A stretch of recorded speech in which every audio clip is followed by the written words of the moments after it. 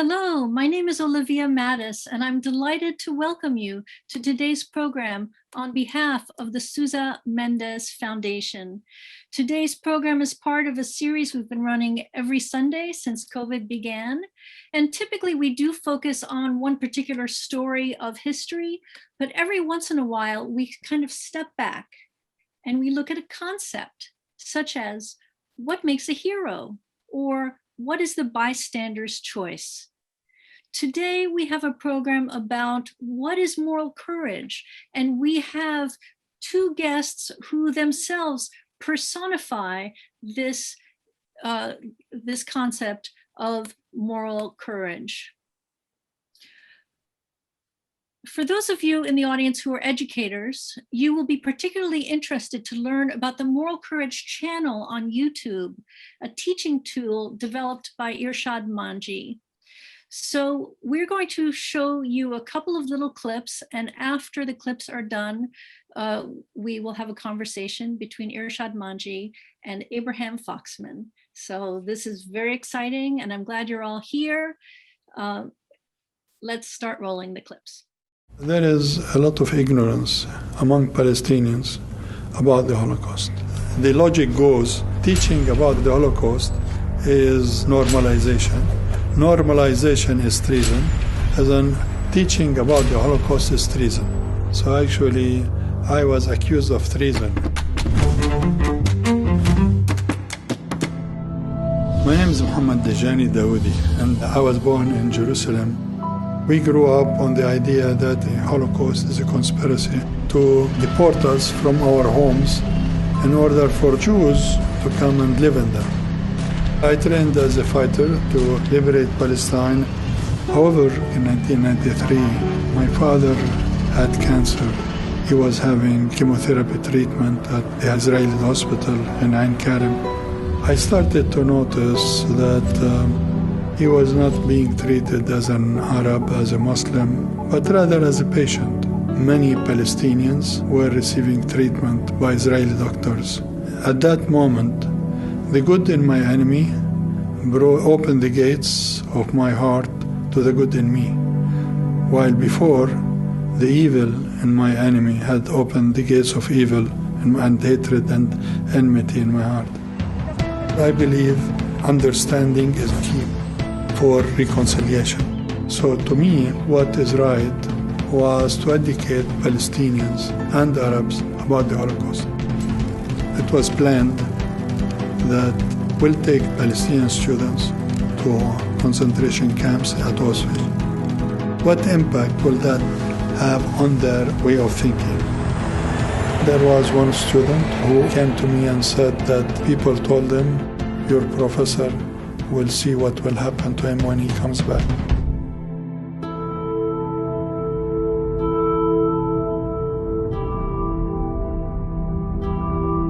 I remember very well when I saw the ovens. Just we entered that dark place and we saw the ovens. It was the most difficult moment for me. I couldn't sleep well because of the nightmares, and I felt the souls around me like all the time.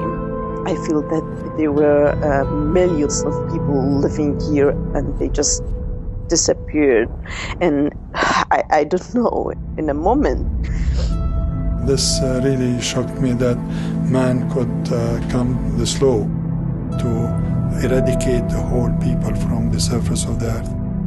And I want Palestinians to realize that. The whole trip, the whole experience, I was thinking all the time about Jews as human. It doesn't mean that if we learn about the Holocaust, that we will not demand our rights or losing our national identity. Understanding the Holocaust made me understand better our conflict. I realized that coming back will not be easy because here we are breaking a big taboo.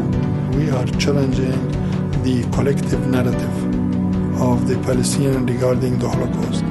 People started to boycott me and attack me and saying that I'm trying to sell the Palestinians the Zion story. However, when they saw that I did not keep silent and I defended the trip, they created an environment of terror around me. My car was torched. It was an assassination attempt.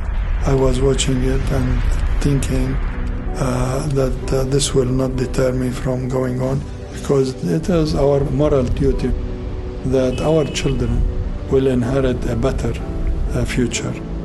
When we announced the trip, more than 70 students applied, and one who was a Hamas leader was not allowed by the Israelis to take the flight to Poland.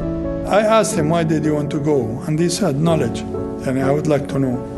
I don't like to be ignorant of what has happened. So basically, I think that's hope in people. My name is Muhammad Dajani Dawoodi, and I believe in moral courage. My name is TJ Leiden. I'm a former neo-Nazi skinhead and white supremacist. I wish I could have those 15 years back.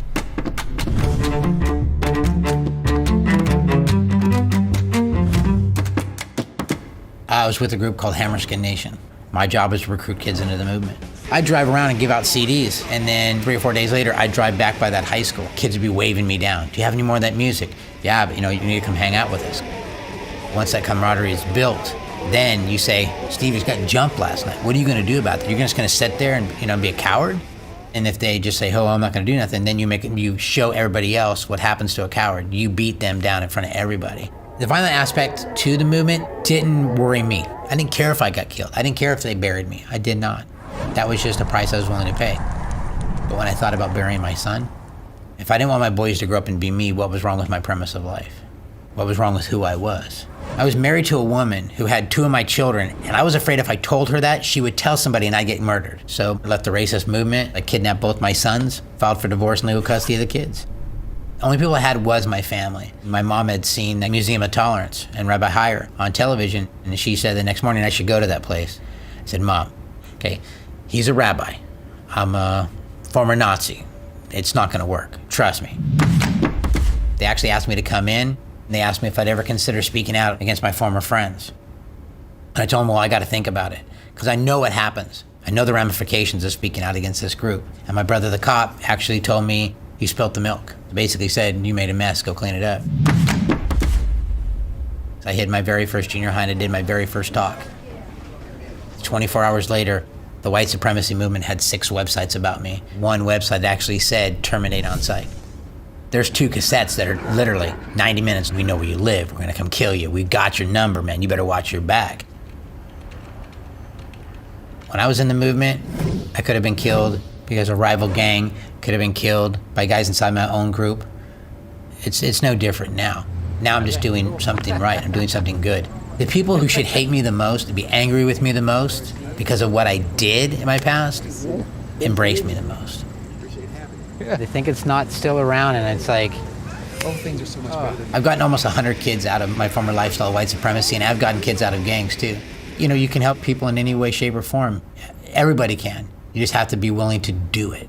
I am TJ, and I am Moral Courage. So it's my great privilege and pleasure to introduce Abe Foxman and Irshad Manji. So Abe Foxman, the floor is yours. Irshad, thank you also for doing it on Ramadan. Appreciate that. Appreciate that.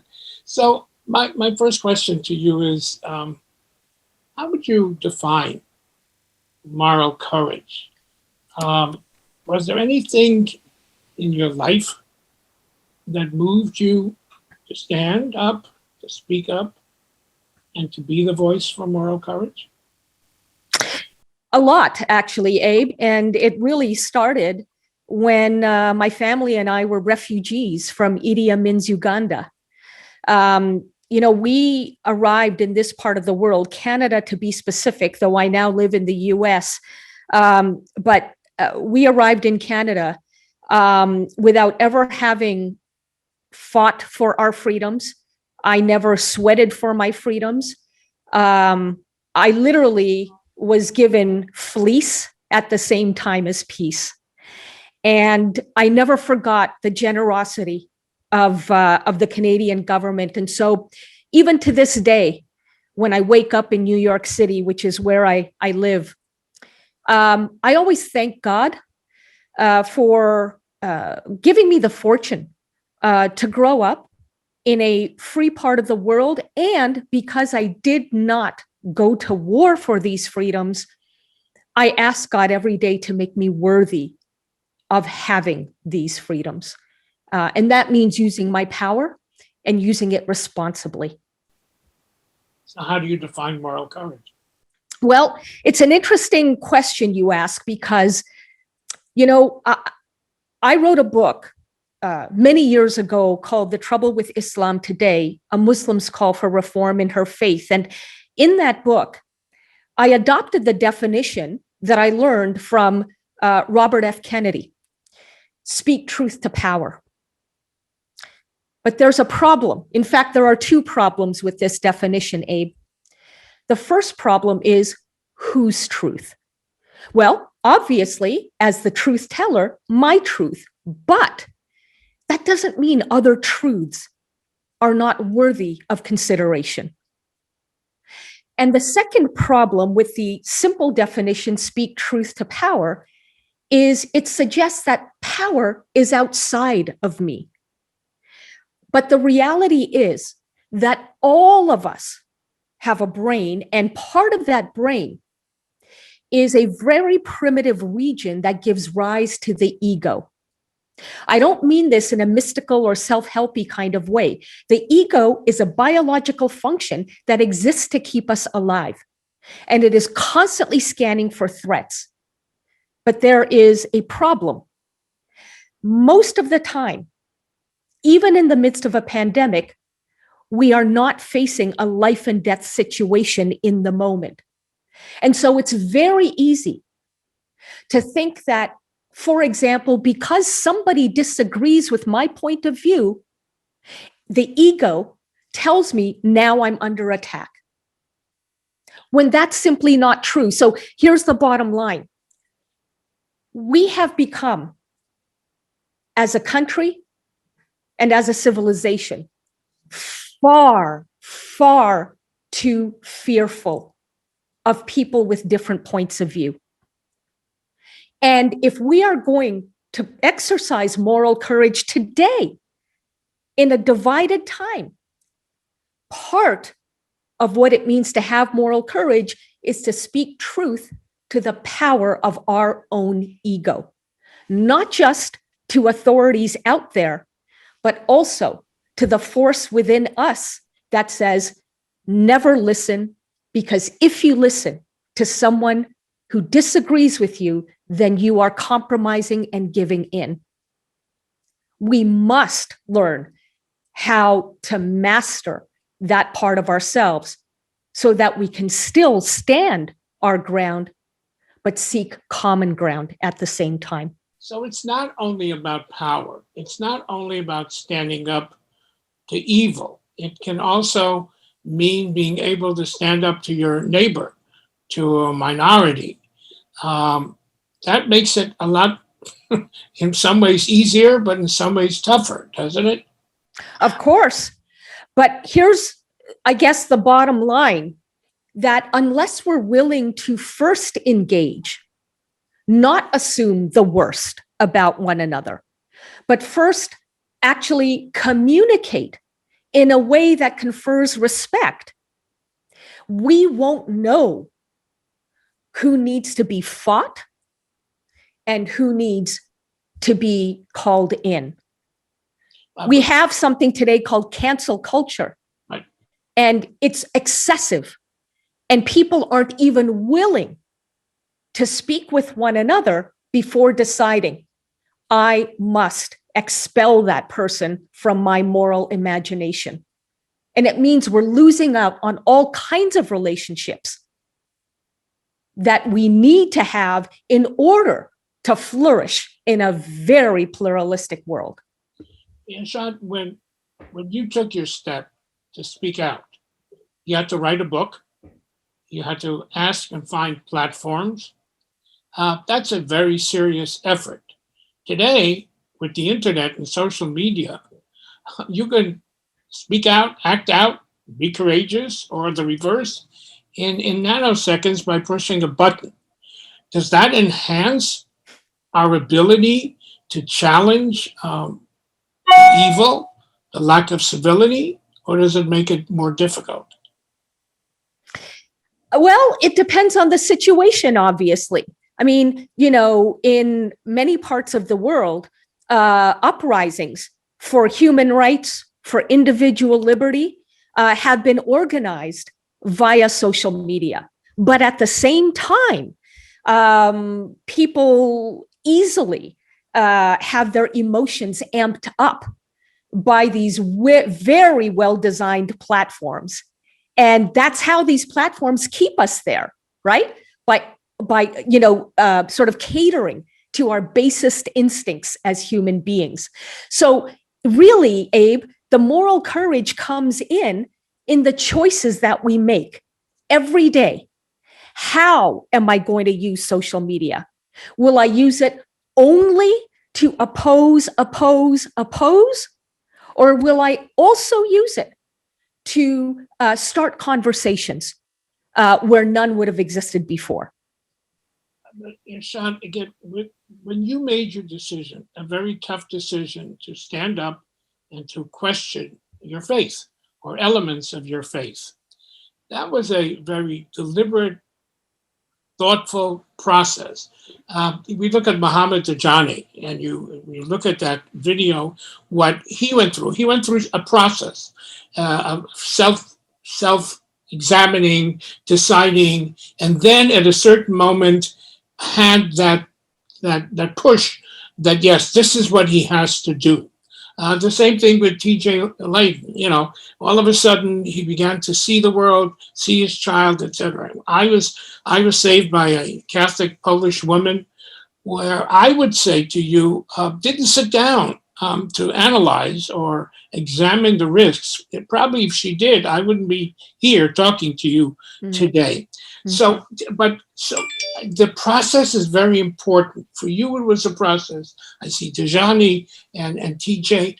Today, you don't need that process. It's almost a knee-jerk response where people think they are right. They have the right to be right, to speak out, etc. And what we're having is, rather than a plethora of moral courage, is the dissemination of disinformation, hate, etc. How do we harness this new technology to serve good rather than evil? Abe, if I had the answer to that, I'd be in Silicon Valley right now. But you should. Well, I'm glad that you're encouraging me in that regard, because I do think that there are ways of teaching a new generation how to slow down the blood rush in their bodies and literally take charge of their egos so that they can contribute across ideological and political and racial and religious divides to contribute to solutions that will be enduring. You see, this is what most people don't yet get. And it's not just kids I'm talking about, it's us adults as well. That it's one thing to take power and impose it upon the so-called other side. And when we can do that, we think, aha, victory. But in fact, even if it is victory, it won't last. Because when you impose, you humiliate. And humiliation is a very toxic emotion. So that when the other side comes to power, make no mistake, they will remember what your side has done to them, and it'll be payback time.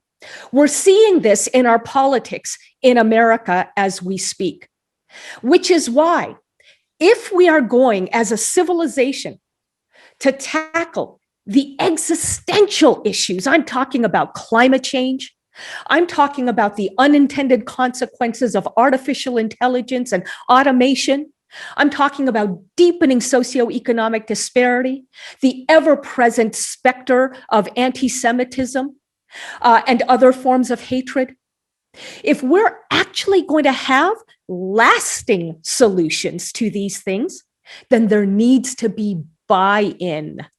And we can't have buy-in unless we're treating one another with respect, which is why in my own work, I focus on teaching teachers how to teach a new generation instead of merely calling out, to call in and to understand where each other is coming from. Okay, so the challenge is much greater because, I was privileged for 50 years to be with a platform who tried to find ways to alleviate prejudice, hate, anti-Semitism, etc. And we thought we had made progress. And I guess anybody who refers to the good old days, there were no good old days. Right. But so we have come a long way, but we haven't come that far because in the last several years, we have, as I indicated, not only destroyed privacy, but we've destroyed civility. And with it, we've destroyed truth. Now, in my years at the ADL, when I fought anti-Semitism, as all prejudice, is based on a lie. It's the lie repeated and repeated, and that becomes accepted. But I had the truth. The vehicle that I used, the tool that I used to fight the lie was truth. But Irshad, we've lost truth in the last couple of years. We've lost the media as a vehicle to talk about truth. So when you now talk about this is the opportunity to reach out one-to-one with respect, etc., it's in an atmosphere which we have not lived in, and thanks to social media, you don't answer bad speech with good speech because bad speech is coming in a tsunami. Once again, Abe, I'm going to bring it back to individual choices. And a lot of people, sadly, who assume themselves to be powerless, also assume that whatever facts cater to their biases equal the truth. Now, you and I, Abe, are not going to change anybody's mind by shoving facts in their faces. Social science research repeatedly shows that the more you try to change someone's mind based on the facts, the more they become defensive. They dig in their heels. And what happens is something called the backfire effect, which means that your attempt to uncover truth and enlighten somebody actually will backfire because of the way you're doing this. You see, this is why, Abe, we can't merely obsess with the so-called other, the people who have quote unquote alternative facts. We also have to look at ourselves and ask, how are we engaging with them? If we're labeling them only evil, idiotic, deplorable, and so forth, then we're giving them no incentive to lower their emotional defenses and hear from us. So I want to be very clear. Truth matters. No question about it. But how, important now, this word, how we express our truth is at least as important as what the truth is. But Irshad, what I guess a precondition is respect. If you need to have respect for the other individual or his views or her views before you're willing to engage in, there is no respect. There's such polarization that you're talking in an atmosphere where, I will engage you, but I have to respect you. Don't we have to build respect first? No, respect is a consequence, not a precondition. Let me explain. I have a student whom I taught at New York University, who is a hip hop artist. and she's an anti-racist activist. And one day on stage at one of her concerts, she launched an incendiary protest against Confederate Heritage Month. Can't blame her. She's Black. Her grandfather was murdered by the KKK. No wonder she takes history personally. But when she launched the incendiary protest and photos of it went viral, needless to say, all she got was hatred. But as she was scrolling through her social media feeds, she happened upon a message, Abe, from somebody she vaguely remembered from kindergarten.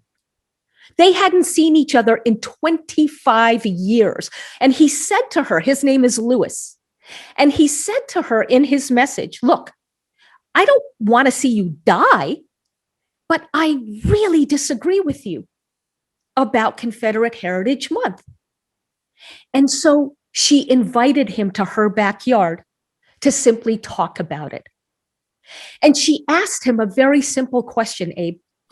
How does the Confederate battle flag make you feel?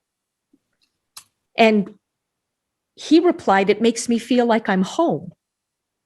And because this was a sincere question that he was asked, not a gotcha question, he felt motivated to ask her, how about you?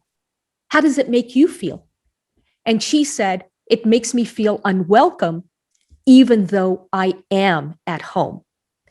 And their conversation really got underway in earnest. And towards the end of the conversation, Lewis realized that he cared more about Genesis than he did about the flag itself.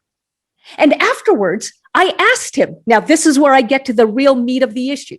Afterwards, I asked him, Lewis, what happened? Why did you change?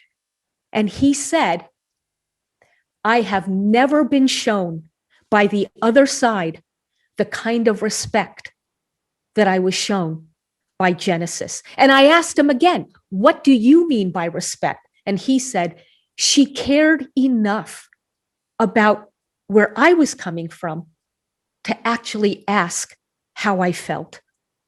Right. And so let me finish now. This is really important, guys and gals, because we give the way we communicate short shrift. It's all about asserting our truth, and that's it. And if you disagree with me, you are fill in the blank. And everybody does it. What we don't realize is that it is in our power to communicate in a way that confers respect. And by the way, respect comes from the Latin respectate. Respectate, look again, which means your first impression of somebody is not the only impression that you ought to have. We can actually go beyond our first impressions by asking questions, by digging deeper, by engaging. That is respect. Irshad, I understand a goal and a purpose, but I'm not a cynic. I'm an optimist. I've been an optimist all my life, having survived the Holocaust. I don't have the luxury to be a pessimist, but human nature is not what you're talking about. And let's go back to Muhammad Ajani. There was something that triggered him. What triggered him? His father was dying. And all of a sudden, the enemy, the Israelis, treated him like a human being. Mm-hmm. When you come to TJ all of a sudden, saw his child in a different way. But it's something that triggered him. So we can't afford to wait for those triggers. That's why I asked you, what triggered you in life? For you to say, you know what, I can't remain silent. But that's a lot different. We don't have very many moral courage leaders, Not true, Abe. Not true. Okay. I really have to disagree with you on this. You and I have been around long enough to know that the reason it feels, and I emphasize the word feels, this is a very emotional thing that we're talking about. The reason it feels like there aren't many moral courage exemplars around is that media, be it social media or legacy media, continually feed us negative noise. When somebody does something that they ought to be doing as upstanding human beings, it rarely makes the news. But when people are jerks, and more than jerks, genocidal jerks, it's all over the news. And I must tell you, Abe, every single day, I struggle with my faith in humanity because I understand that we are wired in such a way as to feel threatened before we feel friendship. I get that. I've just finished talking about the fact that each and every single one of us has an overprotective parent known as the ego. But I therefore also have to remind myself that just because I'm not hearing about the small acts of moral courage doesn't mean that they don't exist. And I want to go back to the stories that Olivia played. Right? Muhammad Dajani, as you said, he was, quote, triggered by the fact that the so-called other side treated him and his family as human.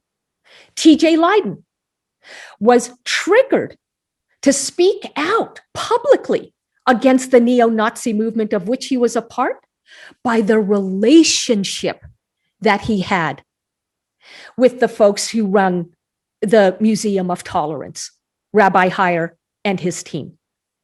This is my point, that if we're not going to take the time to develop relationships and glimpse the humanity of our other, what incentive do we give the other to then see us as human beings too?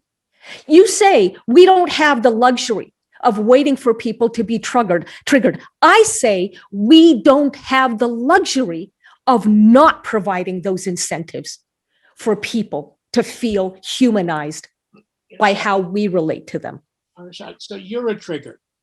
How do we clone you? My mother would say one is enough, so don't try to clone me. She'll be the first to say, shut that talk down. Well, but I hear you. I hear what you're saying. Joking aside. Yes. There's a consequence to it. There's a consequence to that. So we talk almost in the abstract. You paid a price, Irshad. Johnny paid a price. We don't know. So it's a lot more serious because the consequences of standing up in today's environment. See, if you and I have succeeded, I fought 50 years of anti-Semitism and it's peaking again. So we're talking about an environment where it really sounds great, but there's a price to be paid. How do we create an environment that more people will engage? We don't want to get into Democrats and Republicans, but look at the Republicans. I think everybody, whether you like Trump or not, there was a consensus. This is not the president that America should have. This is not the way a president should speak. This is not the way. And yet, look at the Republican Party. Okay, but now they're not willing because there were consequences. And how do you're talking about fine and wonderful. How do we eliminate the consequences so people are ready to stand up? Abe, I see it differently.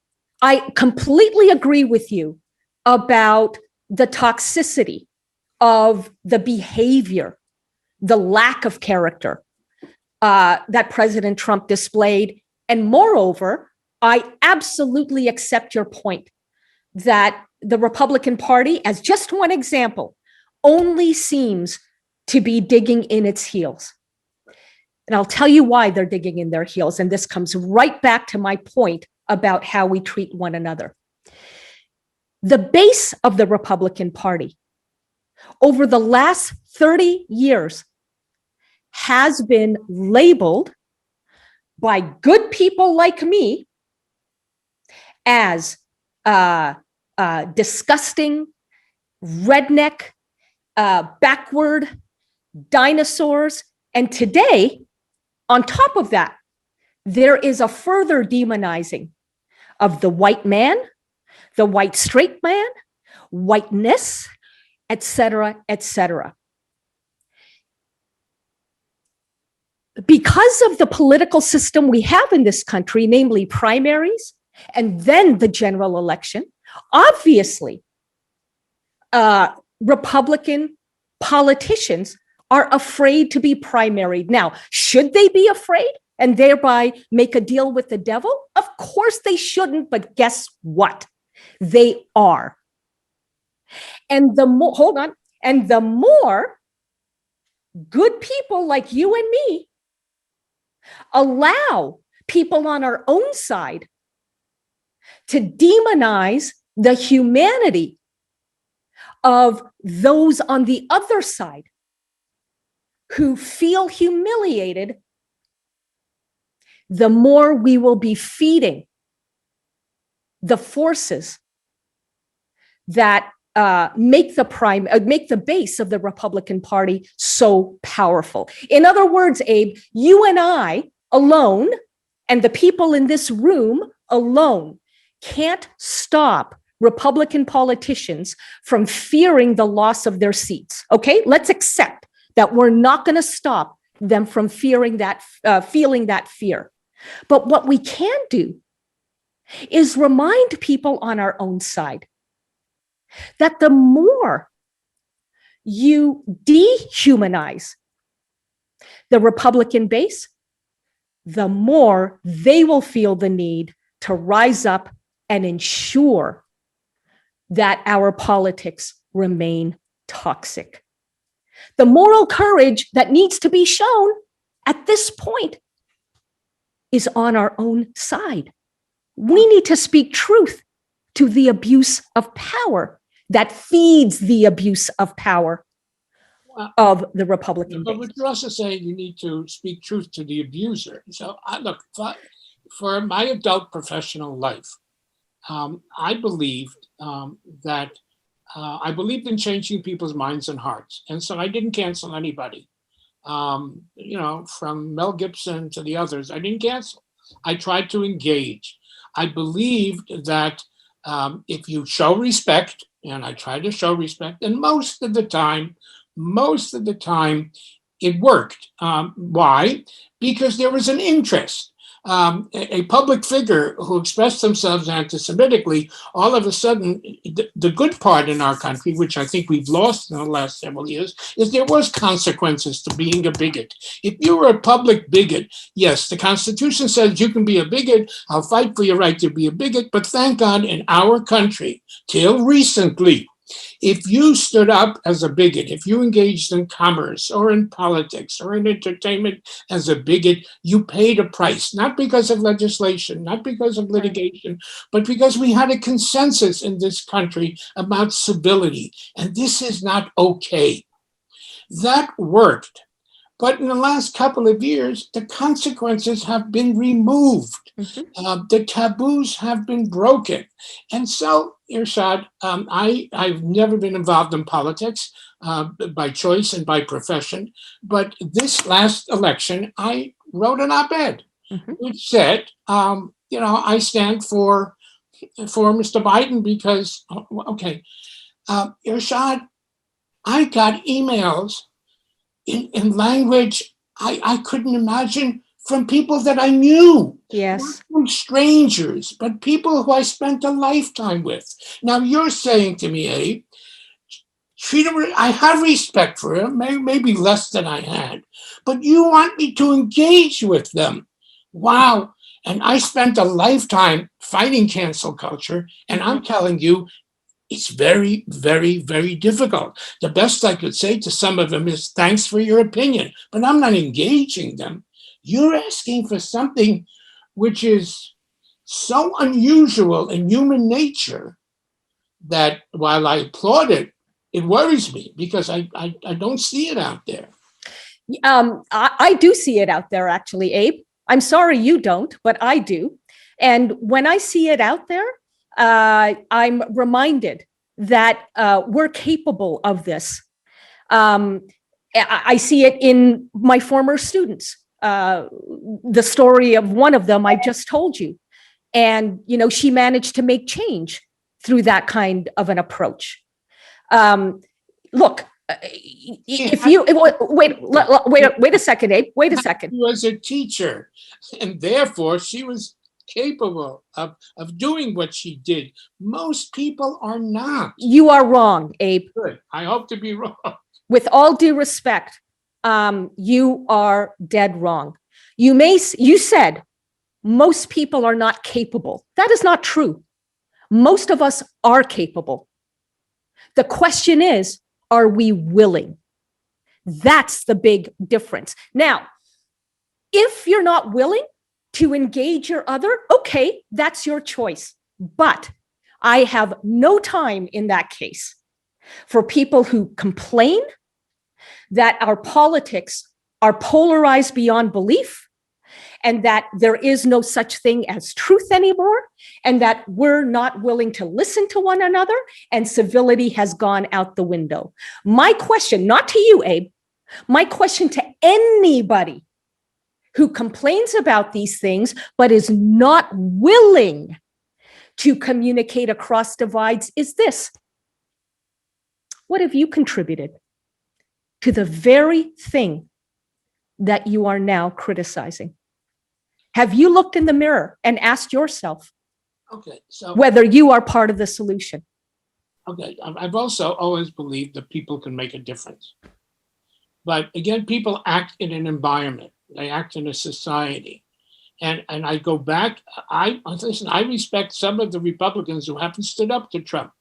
And I do respect them. I know they have history and record and they're good people. And yet, if I am unable to remove the consequences, and what are the consequences? They may not have a job. And that puts everything else to the side. So again, it's not enough to say you can make a difference. It's not enough to say, yeah, everybody can change. But we also have to change the atmospherics. We have to change the consensus in our society about what is right and wrong, what is good and evil, what is true and what is false. We haven't even started doing this. And before we start doing this, you can't expect the individual, the one who has your mentoring, wow, okay, maybe I moved some people, but you can't expect the average Joe, Jill, whatever, to stand up when the environment is not supportive. You know what's interesting, Abe? I'm not asking the average Joe and Jill to stand up. I'm asking them to shut up and listen. I'm asking them, instead of assaulting your other with labels, you are this, you are that, how about asking a few questions first and then actually listening? There's a big difference, Abe, between sticking your neck out, as you have done, as I have done, for the greater good. But both sides. Hold on.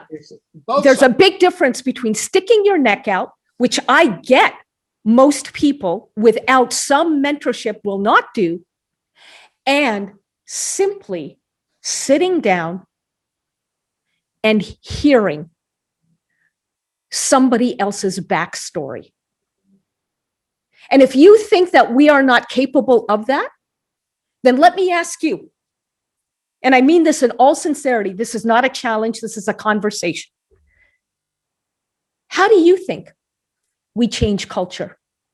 If we're not capable of hearing, willing is one thing, but you're saying we're not even capable. Okay, let's take that as true. Now what?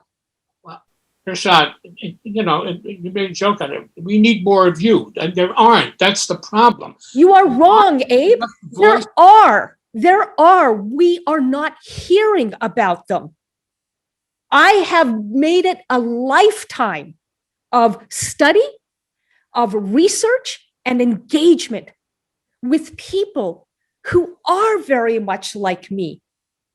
And you try getting media outlets to tell their stories. These kinds of stories don't sell. This is why I had to create a channel. Okay, fine. All right. So, the news networks, they tell you all the bad news, and the last 30, 60 seconds, they give you something to smile about that's good. How will you reverse that? Okay, so what's your next project? So the next project is indeed all about reversing that. In the next couple of weeks, my team and I are launching a suite of educational content for teachers, not for students, for teachers.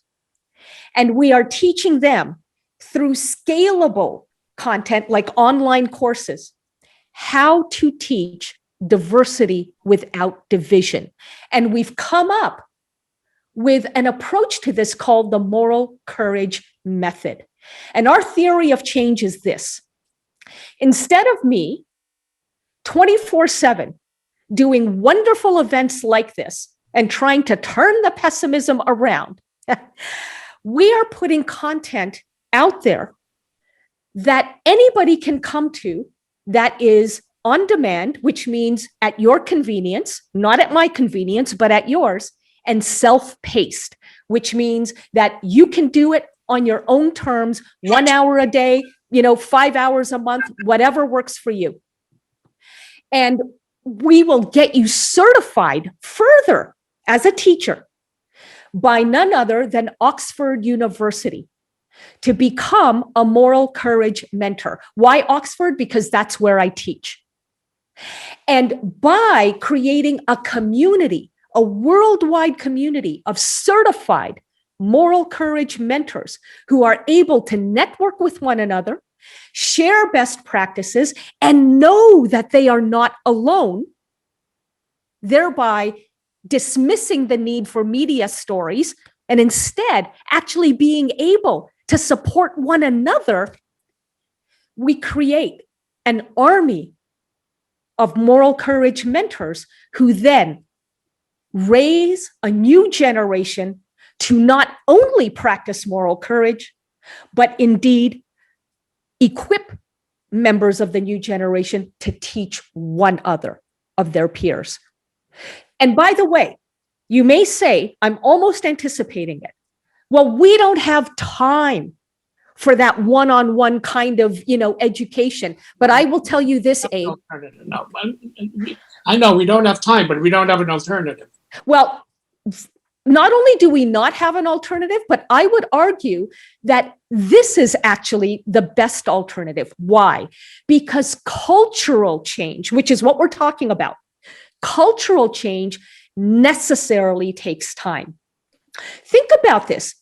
What is culture? Culture, a very simple but accurate definition, is how things are done, period.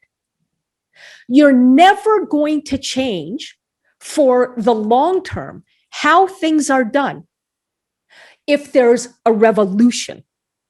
Because revolutions change material conditions for some, but they don't change hearts.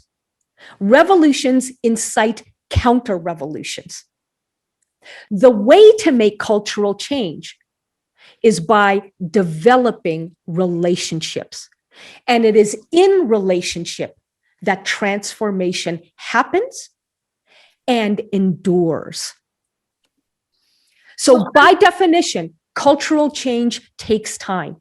But if it is going to last, it needs to take time. So I'm just going to take the floor back briefly from this really fascinating conversation to tell the audience that we do still have books available. So this was the book that got Irshad Manji her fame initially and launched her. The Trouble with Islam Today. It's a fascinating, fascinating read. And Irshad is very kindly offering signed and inscribed copies for any of you, or if you want to offer it as a gift, let us know that as well. And Abe Foxman has kindly offered his father's Holocaust memoir. His father, Joseph Foxman, wrote this book, In the Shadow of Death, to which Abe Foxman wrote the foreword. And Abe Foxman has likewise kindly offered signed and inscribed copies for you. There are just a few copies left, so I do urge you to put in your orders as soon as possible. You will have an email after today's program with all the information, as well as how to sign up for our programs in the month of May. And of course, I do want to bring our topic, today's topic, back to Holocaust remembrance. Here at the Sousa Mendes Foundation, we honor a rescuer, and all the rescuers displayed moral courage. They didn't necessarily think it over. It was in the moment.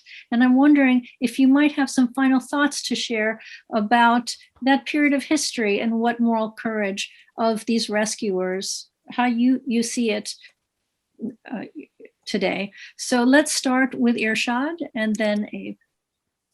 Wonderful. Thank you, Olivia.